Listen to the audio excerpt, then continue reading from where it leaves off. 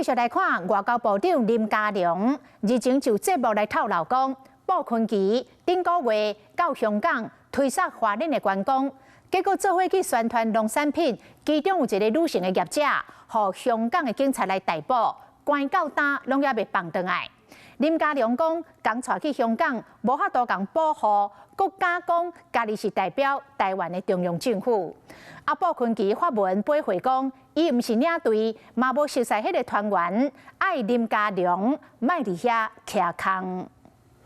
能够走进台湾，走进花莲。提麦区伫咧第一场宣传花莲观光，国民党团总召布昆奇2月中含太太花莲县长徐正惠带团去到香港，不过即马所传出访团回来检治人，竟为叫香港警察掠去。带人去香港啊，还有人被抓，到现在都还没放出来。他如果代表中方政府，他怎么保护不了跟他同团的人？根据了解，这个50岁陈女士跟对布昆奇一群人伫入境香港时，向叫香港警察押走，那伊的身份嘛公开。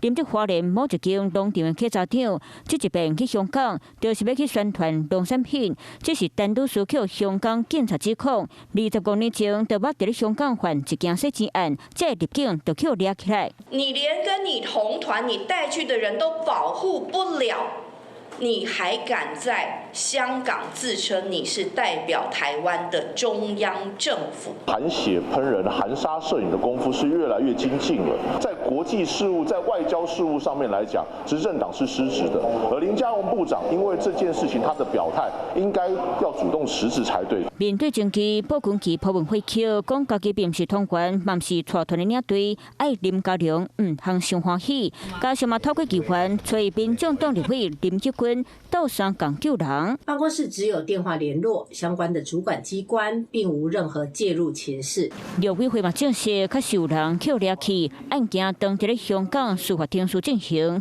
主管机关会继续关注。Hello， 我是郑雅芳。想要抢先掌握最及时的新闻资讯吗？赶快订阅、按赞、开启小铃铛，锁定华视新闻 YouTube 频道。